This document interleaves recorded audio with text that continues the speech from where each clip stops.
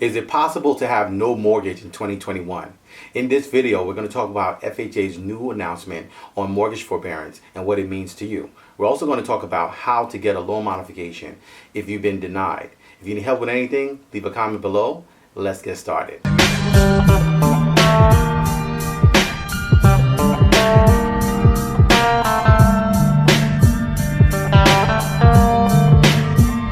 Hey everyone, I'm Rinde from Ask Rinde. So FHA recently announced a 2-month extension on its previously set to expire mortgage and forbearance moratorium. So they've actually moved the date from December 31st, 2020 to now February 28th, 2021.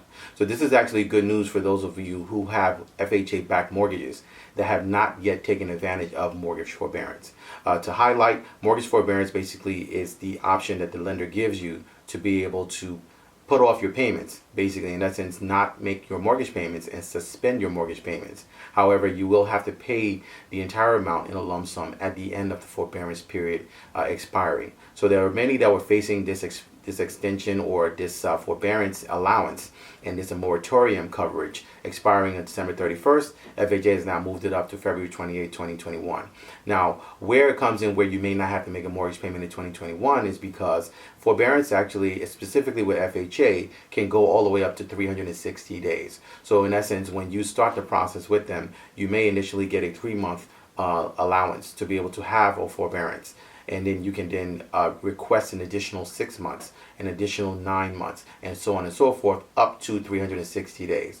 So if you actually start the process and you have not previously filed for forbearance and you start this process prior to February 28th, you actually will be in range to where you can actually defer, and I would say more so put off your mortgage payment all the way up until February 28th the following year. So 360 days from February 28th, 2021, you're able to actually, you're allowed up to that timeline in order to have your mortgage put in that program. So the great thing about it is that it will take the pressure off of you while you're going through everything with whatever you're sorting out, whether it is missed payments from lost income, whether it's missed payments from, let's say, a tenant not paying you and you're a landlord, whether it's just basically a life disruption. You know, you may have had your entire industry or skill set wiped out and you need to reset yourself.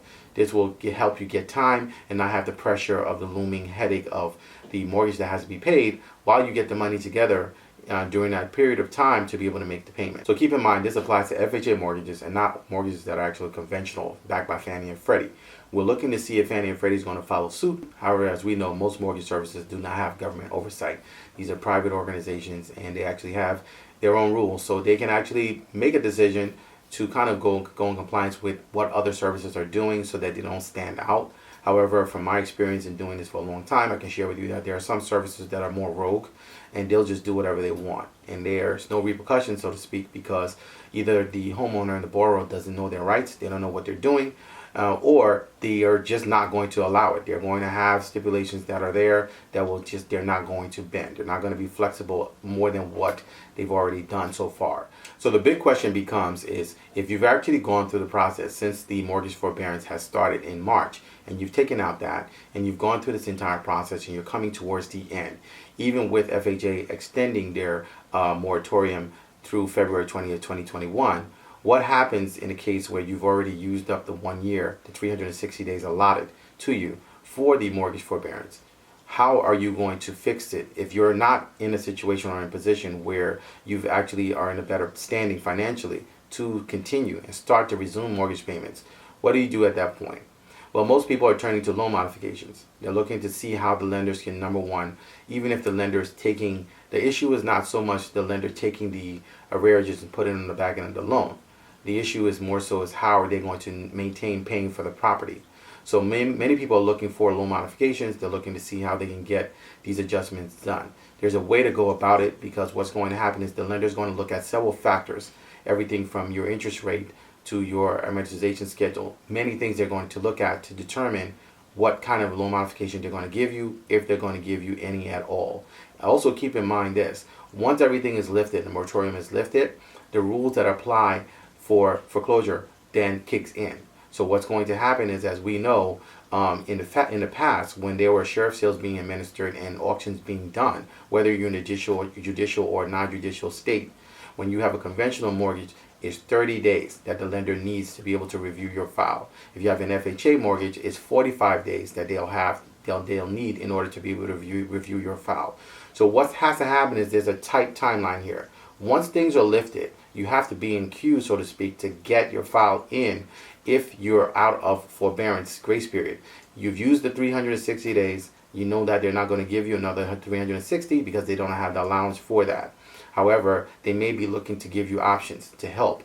So when you're in that position, you need to make sure that you're timing things properly to get whatever solution you're looking for into the lender, because the lenders right now are completely in the clearance to be able to start foreclosure proceedings. Once you pass 90 days with missed payments, they're able to file a list pendants, start the proceedings against you, and what ends up happening is that you're already queued for foreclosure. And one of the things that I would encourage you to look at, if you've been in a forbearance, look at your mortgage statement, and you're going to see on that mortgage statement that if you made payments towards your mortgage during the forbearance period, that money is going to be held in a suspense account. That money is not going to reflect on your mortgage payment, or your mortgage statement rather. So when you have your mortgage statement come to you, you're going to look and see that they're going to have everything still documented as if you were in arrears. They're going to have the months listed. They're going to have it itemized. They're going to have the total, and they're going to have 0 late fees, because they can't charge you late fees during the forbearance period. However, you need to make sure that you look at the escrow box, because what's going to happen is that they're going to take this money, hold it in a suspense, and there's a clause in there that's very important, and it says that this money will be released pending the entire lump sum being paid. So in essence, your money is actually being held in suspense if you're making mortgage payments during the forbearance period. And what will happen is that that money will then be released into bringing down your balance if you actually make the entire payment in a lump sum. So what do? What happens in the case where you don't have that remaining money to be able to make the payment? What happens in the case where the lender then goes through the entire process with you and then denies you for a loan modification? Will you just allow your property to go into foreclosure? Where are you going to turn to?